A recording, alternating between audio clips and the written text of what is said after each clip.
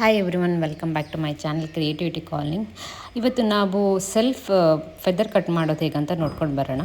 Last time ನಾನು self step cut ಮಾಡೋದು ಹೇಗಂತ ವಿಡಿಯೋ ಮಾಡಿದ್ದೆ. ಸೊ ಅದ್ರ ಲಿಂಕ್ ಮೇಲ್ಗಡೆ ಹಾಕಿರ್ತೀನಿ. If in case you want to watch you can visit to that link. ಮೊದಲಿಗೆ ಹೇರ್ನ 2 ಸೆಕ್ಷನ್ ಮಾಡ್ಕೋಬೇಕು, ಬೈತಲೆ ಮಧ್ಯದಲ್ಲಿ ತೊಗೊಂಡು. ತಲೆಗೆ ನೀರು ಹಾಕ್ಕೊಂಬಿಟ್ಟು ವೆಟ್ ಮಾಡ್ಕೊಂಬಿಟ್ಟು ಕಟ್ ಮಾಡೋದು ಒಂದು ಒಳ್ಳೆ ಅಭ್ಯಾಸ. ಬಿಕಾಸ್ ಅದು ಲೆಂತ್ ಹಿಂದೆ ಮುಂದೆ ಆಗೋಲ್ಲ. ಬಟ್ ನನಗೆ ಇದರಲ್ಲಿ ಎಕ್ಸ್ಪೀರಿಯೆನ್ಸ್ ಇರೋದ್ರಿಂದ ನಾನು ನೀರನ್ನು ಸ್ಪ್ರೇ ಮಾಡ್ತಾ ಇಲ್ಲ. ಮೊದಲಿಗೆ ನಾನು ಹಣೆಯಿಂದ ಕಿವಿವರೆಗೆ ಒಂದು ಸೆಕ್ಷನ್ ಆಗಿ ತೊಗೋತಾ ಇದ್ದೀನಿ. ಸೊ ಅದನ್ನು ತೊಗೊಂಡು ಸ್ಲ್ಯಾಂಟಾಗಿ ಕಟ್ ಮಾಡ್ತಾಯಿದ್ದೀನಿ. ಇದು ಹೆಂಗೆ ಬರಬೇಕಂತ ಹೇಳಿದರೆ, ಎದುರುಗಡೆ ಕೂದಲು ಚಿಕ್ಕದು ಬರಬೇಕು, ಹಿಂದ್ಗಡೆ ಕೂದಲು ಉದ್ದಾಗಬೇಕು. ಸೊ ಇದನ್ನು ನಾನು ಕಟ್ ಮಾಡಬೇಕಿದ್ರೆ ಕೈನ ಹಾಗೆ ಕೆಳಗಡೆ ಜಾರಿಸ್ತಾ ಇದ್ದೀನಿ. ಯಾಕಂತ ಹೇಳಿದರೆ ಹಿಂದ್ಗಡೆ ಕೂದಲು ನನಗೆ ಸ್ವಲ್ಪ ಜಾಸ್ತಿ ಉದ್ದ ಇರಬೇಕು, ಹಾಗಾಗಿ. ಹೀಗೆ ಪ್ರತಿ ಸತಿ ಸೆಕ್ಷನ್ ತಗೊಳ್ಳುವಾಗ ಕೋಮ್ನಿಂದ ಮಧ್ಯ ಬೈತಲೆಯಿಂದ ಕುತ್ತಿಗೆವರೆಗೂ ಸ್ಟ್ರೇಟ್ ಲೈನ್ ಎಳ್ಕೊಂಬಿಟ್ಟು ಪ್ರೀವಿಯಸ್ಲಿ ಕಟ್ ಮಾಡಿರೋ ಹೇರ್ ಏನಿದೆಯಲ್ಲ ಅದಕ್ಕಿಂತ ಸ್ವಲ್ಪ ಉದ್ದ ಇಟ್ಕೊಂಡ್ಬಿಟ್ಟು ಈ ಸೆಕ್ಷನ್ನ ಕಟ್ ಮಾಡಬೇಕು.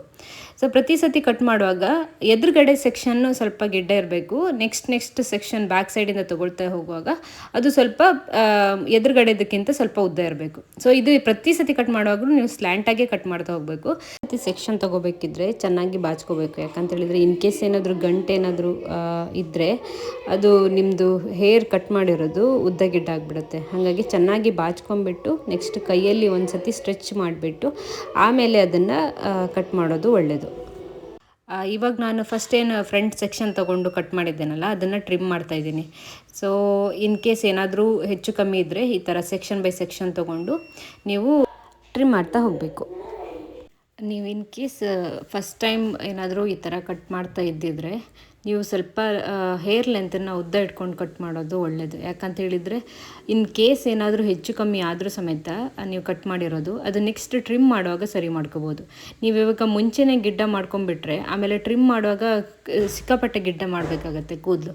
ಸೊ ಸ್ವಲ್ಪ ಲೆಂದಿಯಾಗಿ ಇಟ್ಕೊಂಡ್ಬಿಟ್ಟು ನೀವು ಜಸ್ಟ್ ರಫಾಗಿ ಕಟ್ ಮಾಡ್ಕೋಬೇಕು ಫಸ್ಟ್. ಆಮೇಲೆ ಇನ್ ಕೇಸ್ ಏನಾದರೂ ನಿಮಗೆ ಚೆನ್ನಾಗಿ ಶೇಪ್ ಕೊಡಬೇಕು ಅಥವಾ ಟ್ರಿಮ್ ಮಾಡಬೇಕಂತಿದ್ರೆ ಆಮೇಲೆ ನೆಕ್ಸ್ಟ್ ಇನ್ನೊಂದು ರೌಂಡಲ್ಲಿ ಅದನ್ನೆಲ್ಲ ಮಾಡ್ಕೋಬೋದು. ಇವಾಗ ನಾನು ಲೆಫ್ಟ್ ಸೈಡ್ ಹೇರ್ ಕಟ್ ಮಾಡ್ತಾ ಇದ್ದೀನಿ. ಹೇರ್ ಕಟ್ ಮಾಡೋ ಮುಂಚೆ ನೀವು ರೈಟ್ ಸೈಡ್ ಇದೇನು ಆಲ್ರೆಡಿ ಕಟ್ ಮಾಡಿದ್ದೀರಲ್ಲ ಅದ್ರ ಲೆಂತಿಗೆ ಮ್ಯಾಚ್ ಮಾಡಿಬಿಟ್ಟು ನೆಕ್ಸ್ಟ್ ಸ್ಲ್ಯಾಂಟಾಗಿ ಕಟ್ ಮಾಡೋದಕ್ಕೆ ಸ್ಟಾರ್ಟ್ ಮಾಡಬೇಕು. ಇವಾಗ ಲೆಫ್ಟ್ ಸೈಡ್ ಸಮೇತ ಅಷ್ಟೇ ಸೆಕ್ಷನ್ ಬೈ ಸೆಕ್ಷನ್ ತೊಗೊಂಡು ಸೊ ಅದನ್ನು ಹಾಗೆ ರೈಟ್ ಸೈಡಲ್ಲಿ ಏನು ಮಾಡಿದಿರಲ್ಲ ಅದೇ ಥರ ಸ್ಲ್ಯಾಂಟಾಗಿ ಕಟ್ ಮಾಡ್ಕೊಳ್ತಾ ಹೋಗಬೇಕು. ಆಮೇಲೆ ಇನ್ ಕೇಸ್ ಏನಾದರೂ ಹೆಚ್ಚು ಕಮ್ಮಿ ಇದ್ದರೆ ಅದನ್ನು ಟ್ರಿಮ್ ಮಾಡಬೇಕು. ನೀವೇನಾದರೂ ಹೇರ್ ಕಟ್ ಮಾಡ್ತಿದ್ರಂದರೆ ಜಾಗ್ರತೆಯಲ್ಲಿ ಮಾಡಿ. ಬಿಕಾಸ್ ಹೇರು ಉದ್ದ ಬೆಳೆಸೋದು ತುಂಬ ಕಷ್ಟ. ಅದನ್ನು ನೀವು ಒಟ್ರಾಶಿ ಏನೇನೋ ಕಟ್ ಮಾಡಿಬಿಟ್ರೆ ಆಮೇಲೆ ಮತ್ತೆ ಅದನ್ನು ಅಷ್ಟೇ ಉದ್ದ ಬೆಳೆಸೋದು ಕಷ್ಟ, ಮತ್ತು ನೋಡೋಕ್ಕೂ ಚೆನ್ನಾಗಿರಲ್ಲ. ಸೊ ಕೇರ್ಫುಲ್ಲಾಗಿ ಮಾಡಿ. ನನಗೆ ಇದರಲ್ಲಿ ಹೆಚ್ಚು ಕಮ್ಮಿ 12 to 13 years ಎಕ್ಸ್ಪೀರಿಯೆನ್ಸ್ ಆದರೂ ಇದೆ. ನಾನು ನನ್ನ ಹೇರ್ ಮೇಲೆ ತುಂಬ ಎಕ್ಸ್ಪೆರಿಮೆಂಟ್ ಮಾಡ್ತೀನಿ. ನಾನು first time beautician hair cut ಮಾಡಿದಾಗಲೇ ಅದು ಹೆಂಗೆ ಕಟ್ ಮಾಡ್ತಿದ್ದಾರೆ ಅಂತ ಅಬ್ಸರ್ವ್ ಮಾಡಿಬಿಟ್ಟು ರೂಮಲ್ಲಿ ಬಂದು ನೆಕ್ಸ್ಟ್ ಟೈಮ್ ಉದ್ದ ಆದಾಗ ನಾನೇ ಟ್ರೈ ಮಾಡಿದ್ದೆ. ಇದು ವಿಡಿಯೋ ಕ್ಲಾರಿಟಿ ಸ್ವಲ್ಪ ಚೆನ್ನಾಗಿಲ್ಲ, ಸೊ ನೆಕ್ಸ್ಟ್ ಟೈಮ್ ನೋಡ್ಕೊಂಡು ಮಾಡ್ತೀನಿ. ಇದು ಇಂಪಾರ್ಟೆಂಟ್ ಸ್ಟೆಪ್ ಇವಾಗ ಮಾಡ್ತಿರೋದು. ಇದು ಏನು ಮಾಡಬೇಕಂತ ಹೇಳಿದರೆ ಸೆಕ್ಷನ್ ಬೈ ಸೆಕ್ಷನ್ ತೊಗೊಂಡು ಇವಾಗ ವರ್ಟಿಕಲ್ಲಾಗಿ ಕಟ್ ಮಾಡಬೇಕು. ಈ ಥರ ಮಾಡೋದ್ರಿಂದ ಫೆದರ್ ಏನಿರುತ್ತಲ್ಲ ಅದೇ ಥರ ಇದು ಕಾಣಿಸೋಕ್ಕೆ ಸ್ಟಾರ್ಟ್ ಆಗುತ್ತೆ. ಸೊ ಇಲ್ಲ ಅಂತ ಹೇಳಿದರೆ ಜಸ್ಟ್ ಒಂದು ಲೇಯರ್ ಬೈ ಲೇಯರ್ ಕಾಣಿಸುತ್ತೆ. ನೀವು ಇದೇ ಥರ ಸೆಕ್ಷನ್ ಬೈ ಸೆಕ್ಷನ್ ತೊಗೊಂಡು ವರ್ಟಿಕಲ್ಲಾಗಿ ಈ ಥರ ಟ್ರಿಮ್ ಮಾಡ್ತಾ ಹೋಗಬೇಕು. ಇನ್ ಕೇಸ್ ಏನಾದರೂ ತುಂಬ ಉದ್ದಗಿಡ್ಡ ಇತ್ತು ಅಂತಿದ್ರೆ ಆ ಸೆಕ್ಷನಲ್ಲಿ ನೀವು ಅದನ್ನು ಈ ಥರ ವರ್ಟಿಕಲಾಗಿ ಕಟ್ ಮಾಡಬೇಕಿದ್ರೇ ಅದನ್ನು ಅಡ್ಜಸ್ಟ್ ಮಾಡಿಬಿಟ್ಟು ಕಟ್ ಮಾಡ್ಬೋದು. ಹಾಗೆ ನೀವು ಯಾವತ್ತೂ ಹೇರ್ ಕಟ್ ಮಾಡಬೇಕಿದ್ರೆ ಶಾರ್ಪಾಗಿರೋ ಸೀಸರ್ನ ತೊಗೊಂಡು ಹೇರ್ ಕಟ್ ಮಾಡಬೇಕು. ಇಲ್ಲ ಅಂತ ಹೇಳಿದರೆ ಹೇರ್ ಡ್ಯಾಮೇಜ್ ಆಗಿಬಿಟ್ಟು ಸ್ಪ್ಲಿಟ್ ಎಂಡ್ಸ್ ಎಲ್ಲ ಆಗೋಕ್ಕೆ ಸ್ಟಾರ್ಟ್ ಆಗುತ್ತೆ. ಇವಾಗ ನಂದು ಹೇರ್ ಕಟ್ ಮುಗಿದಿದೆ. ಹೇರ್ ಕಟ್ ಈ ಥರ ಕಾಣಿಸ್ತಾ ಇದೆ. ನಾನಿಲ್ಲಿ ಯಾವುದೇ ಬ್ಲೋ ಡ್ರೈಯರ್ ಅಥವಾ ಸ್ಟ್ರೇಟ್ನರ್ ಯೂಸ್ ಮಾಡಿಲ್ಲ. ಮೋಸ್ಟ್ಲಿ ಬ್ಲೋ ಡ್ರೈಯರ್ ಅಥವಾ ಸ್ಟ್ರೇಟ್ನರ್ ಯೂಸ್ ಮಾಡಿದರೆ ಇನ್ನೂ ತುಂಬ ಚೆನ್ನಾಗಿ ಬೌನ್ಸಿಯಾಗಿ ಕಾಣ್ತಿತ್ತು. ಹಾಗೆ ನೀವು ಕೂಡ ಮನೆಯಲ್ಲೇ ನಿಮ್ಮ ಹೇರ್ನ ಫೆದರ್ ಕಟ್ ಮಾಡ್ಬೋದು. ಇದು ತುಂಬ ಈಸಿ ಇದೆ.